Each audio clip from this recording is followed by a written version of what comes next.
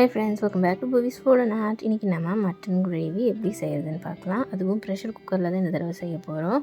இந்த கிரேவிக்கு தேவையான மசாலாலாம் ஃபஸ்ட்டு மிக்சர் ஜாரில் அரைச்சிக்கலாம். அதுக்கு ஒரு கப் அளவுக்கு சின்ன வெங்காயத்தை மிக்சர் ஜாரில் ஆட் பண்ணிவிட்டு ஒரு முழு பூண்டு உரிச்சதை மிக்சர் ஜாரில் ஆட் பண்ணிக்கலாம். கூடவே ஒரு சின்ன பீஸ் இஞ்சியும் ஆட் பண்ணிக்கலாம். இதை நல்லா அரைச்சிக்கலாம்.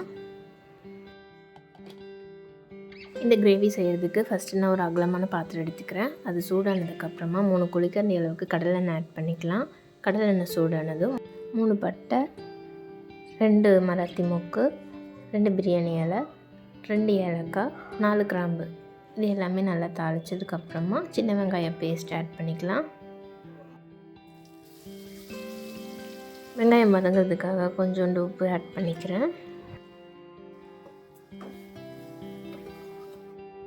கொஞ்சமாக கருவேப்பிலை ஆட் பண்ணிக்கலாம்.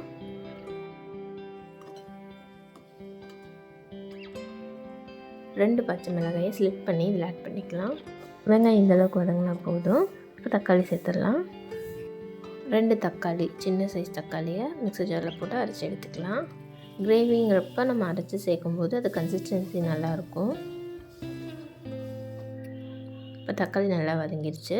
நம்ம கரம் மசாலா வீட்டில் அரைச்சது தான் நான் ஆட் பண்ணுறேன். 6 ஸ்பூன் அளவுக்கு கரம் மசாலா ஆட் பண்ணிக்கலாம். நான் வீட்டில் அரைச்ச கரம் மசாலா ஆட் பண்ணுறேன். நீங்கள் வேணும்னா கடையில் வாங்கின மசாலா கூட ஆட் பண்ணிக்கலாம்.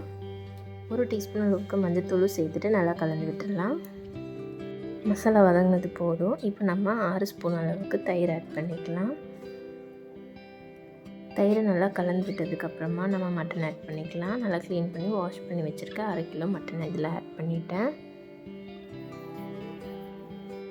உப்பு தேவையான அளவுக்கு ஆட் பண்ணிவிட்டு நல்லா கலந்து விடலாம். இந்த மட்டன் வந்து கலர் சேஞ்ச் ஆகிற வரைக்கும் நல்லா வதக்கி விடணும். அப்போ தான் வந்து அது குயிக்காக குக் ஆகும்.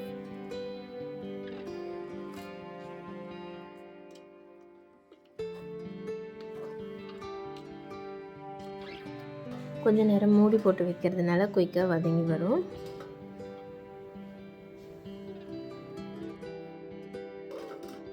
நல்லா ராஸ்மெல்லாம் போய் நல்லா வதங்கிடுச்சு. இப்போ நம்ம இதை குக்கரில் ஆட் பண்ணிக்கலாம்.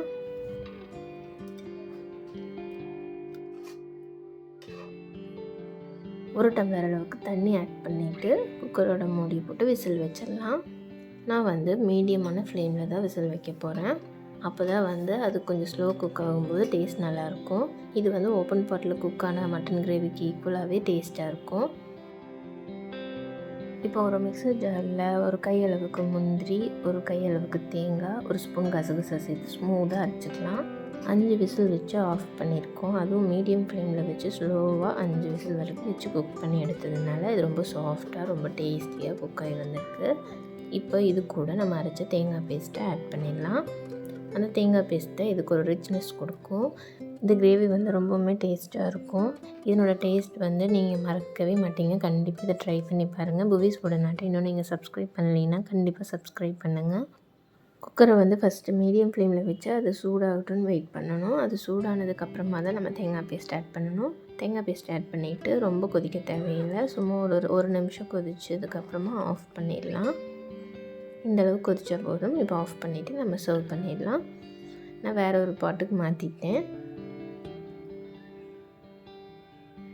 கிரேவி பார்க்கவே செம்மையாக இருக்குது. அதே மாதிரி சாப்பிடவும் ரொம்ப ரொம்ப டேஸ்டியாக இருந்துச்சு. 10 நிமிஷத்தில் காலி ஆயிடும். கண்டிப்பாக ட்ரை பண்ணி பாருங்கள். பூவிஸ் ஃபுட் அண்ட் ஆர்ட்டை சப்ஸ்கிரைப் பண்ணுங்கள். வீட்டில் எல்லோரும் திரும்ப திரும்ப இதே மாதிரி செய்ய சொல்லி கேட்டுகிட்டே இருப்பாங்க. அந்தளவுக்கு இது பெஸ்ட் ரெசிபி. கண்டிப்பாக ட்ரை பண்ணி பாருங்கள்.